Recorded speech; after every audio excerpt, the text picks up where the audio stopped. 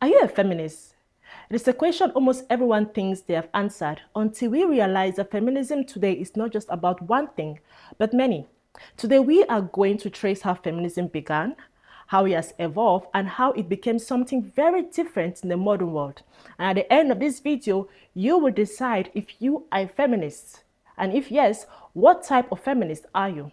This is a report. I'm your Enongene Doris, but before getting to the video, make sure to like and subscribe to the Next Generation Media channel so you don't get to miss out on any of our subsequent videos. Now, let's start at the foundation. Feminism, according to Britannica, is the belief in social, economic, and political equality of sexes.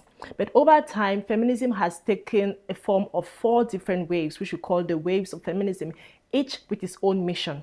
Now we have the first wave of feminism, where I want you to imagine yourself as a woman in the 18th century where you couldn't vote, you couldn't own property, your voice didn't have a legal matter. And then came the Seneca Falls Convention in the 1848, where people like Elizabeth Cady Stanton and Lucretia Mott signed the Declaration of Sentiment, boldly stating that all men and women are created equal. Now, this wave demanded legal recognition, the right to vote, to own property, to be visible in civic life, basically, and eventually led to the 19th Amendment in 1920, granting men and women the right to vote. Then we had a second wave of feminism that went from 1960s to 1980s, where the feminists said it's not just about laws, it's about life. And the slogan here was, the personal is political. So they challenged domestic violence, reproduction control, they challenged the workplace environment, that's workplace discrimination, sexual assault. This wave expanded from legal rights to social autonomy.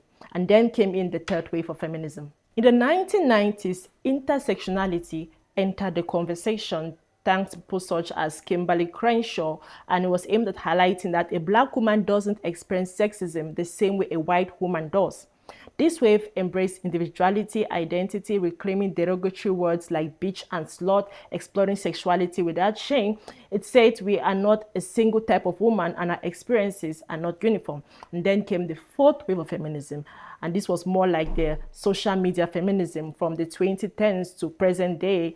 Hashtags became protests. Social media became the courtroom. We had movements such as the hashtag #MeToo movement, hashtag Men Are Trash movement that came to play. And the wave sought to fight misogyny, sexual harassment, rape culture, and rigid gender binaries, and it prioritized the intersectional understanding of oppression.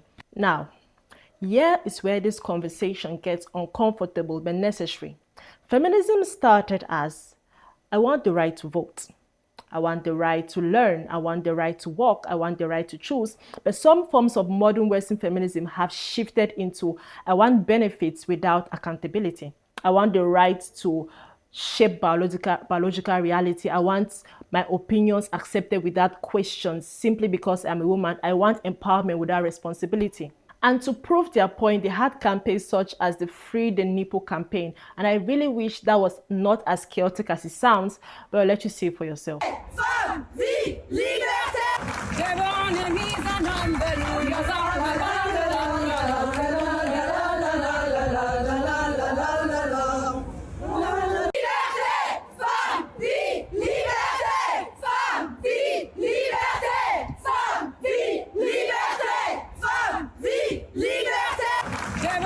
So the Free the Nipple campaign was aimed at saying that if men can walk around shirtless, women can too. And I find this to be a really stupid way of explaining their idea, because yes, women are very sexualized both back then and right now. But if you're trying to stop the sexualization of women by sexualizing women, what are you really trying to achieve?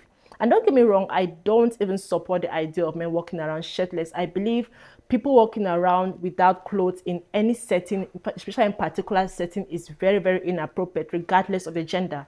Now, feminism is not just the one thing. It has multiple interpretations. We have liberal feminism, which talks about equality through legal rights, education, and access. We have radical feminism that talks about the patriarchy being the core of oppression and must be dismantled. We have social feminists that consider gender equality tied to economic suffering and class structures. We have the intersectionality or Black feminism, that is, that oppression intersects, that race, gender, class, orientation, disability, they all interplay or they all overlay. So I guess a very key question which we're asking ourselves after listening to different types of feminism and the different waves of feminism is, are you a feminist?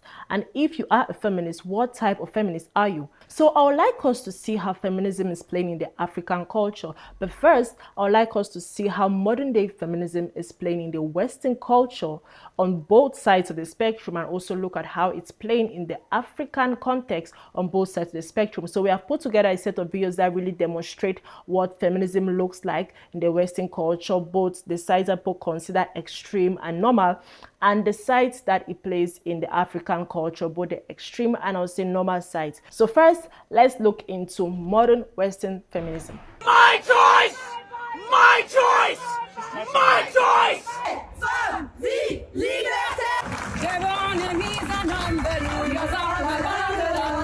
If they can deport people that they don't want in their country, I can abort a fetus I don't want in my country. Chew on that.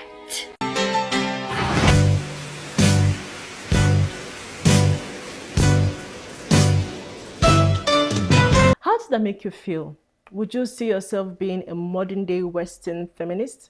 Well, let's look into what modern day feminism is like in the African context. Use feminism to justify your wickedness. I support. Use feminism to do anything you want to do. I highly support you and I'm solidly behind you. The world where men use misogyny to oppress women and violate women, anything we choose to do with feminism shouldn't bother anybody and be anybody's business. I often say to young Nigerian feminists, I say to them, please do not use feminism to justify your wickedness, right? Because sometimes a woman, right, so you have some of these young women, I'm talking to them and they sound really mean. And I say, you know what? This isn't feminism, you're just really nasty. Today, women across South Africa aren't going to work, they aren't going to school, and they aren't spending money. They're wearing black in mourning, and at midday, they lie down for 15 minutes to honour the 15 women killed every day in the country. Those lie downs are bringing cities to a standstill, and the movement is spreading into neighbouring countries too. In South Africa, a woman is killed every 2.5 hours, according to Women for Change. The group of women that are saying no to FGM, which is female circumcision. So after looking into the various waves of feminism, the various types of feminism, looking into what modern feminism is like in the Western context and in Africa, I tend to find out that actually I am a feminist. But I'm not a feminist in the way I guess people would define a feminist. I don't find myself in the category of any of the types of feminisms or subscribe to maybe majority of the waves that feminism took. But I would see myself as a 19th century feminist in values and part of the 30% modern day feminist. Because in my values, I'm seeking to do what the 19th century feminists did, and that is give a voice to women that didn't have a voice.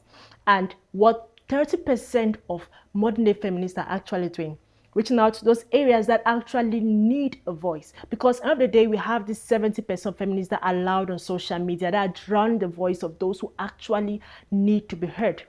And it also, on my part, be very hypocritical and very ignorant if I don't acknowledge the fact that there's actually a need for feminism, that feminism hasn't yet established equality. And when I'm talking about equality, I'm talking about equality to participate, equality to belong in different spheres of influence, political, social, and economic, all over the world. This influence hasn't touched all over the world. So there definitely is still a need for feminism to partake or to still be done all over the world.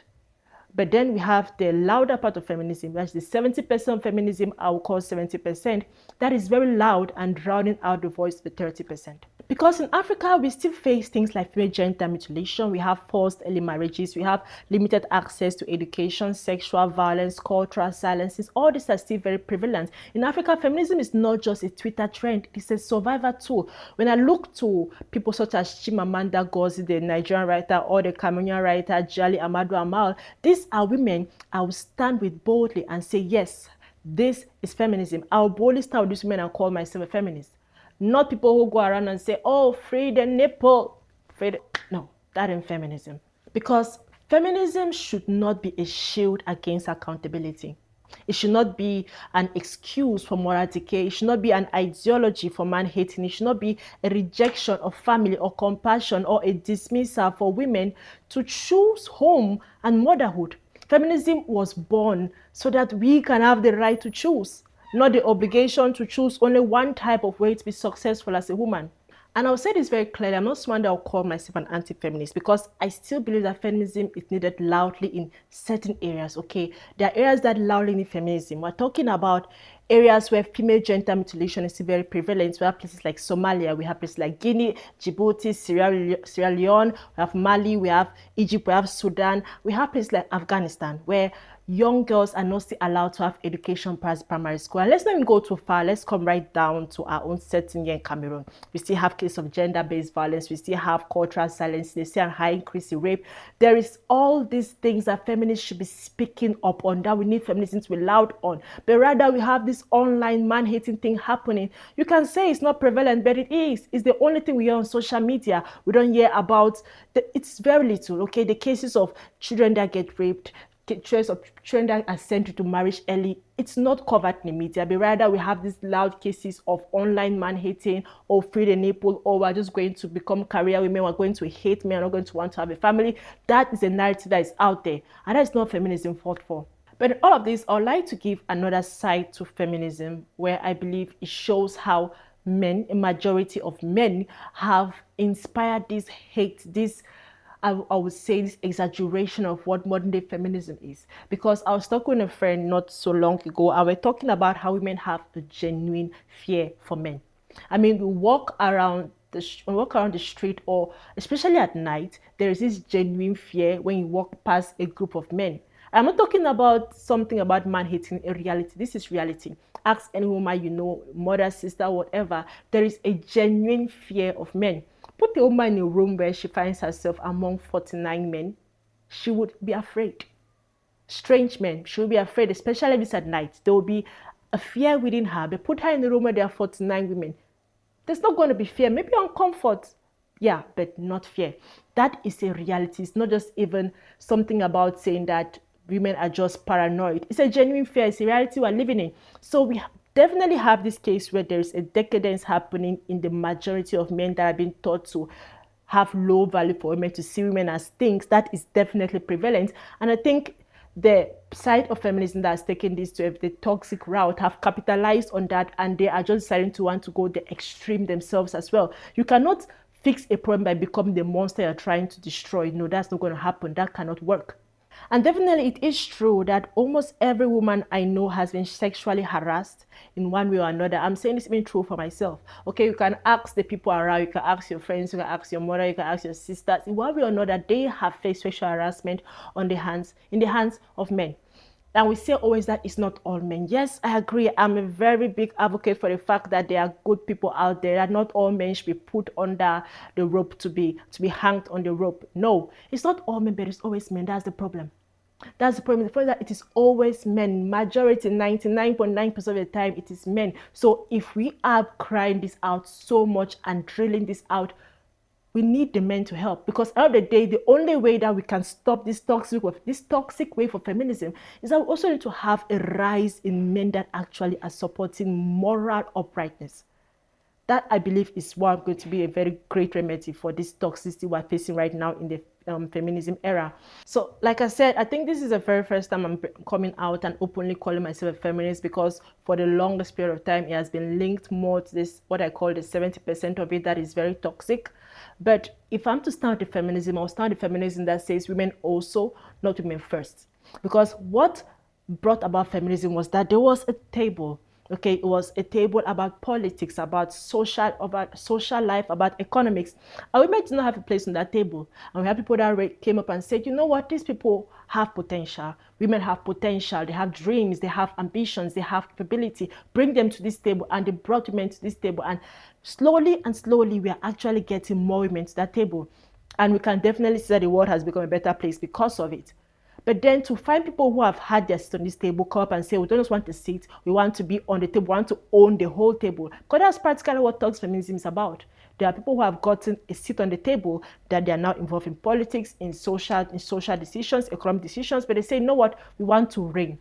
We don't just want to have a seat on the table, we want to own it all. So we get to find a case where people are trying to be the very thing that they hated. Because what was it before? Men had control, men were the only ones on the table, men had the rulership on the table. Then finally, we had a case where we were trying to drag a women to the table, but the women that have been pulled to the table are being greedy.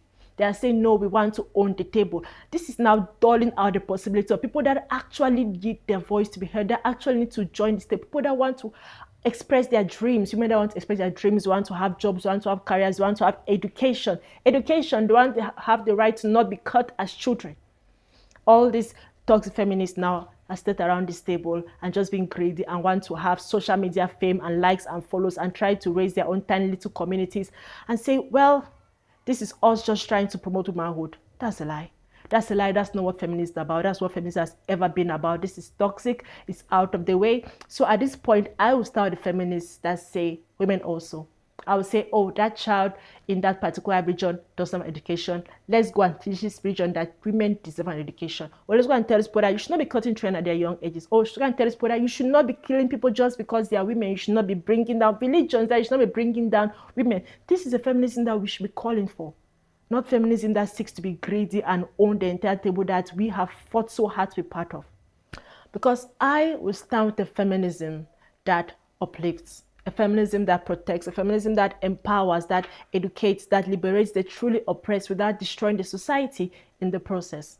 At this point, I think I'm going to give the mic back to you and ask you, are you a feminist? And if you're a feminist, what type of feminist are you?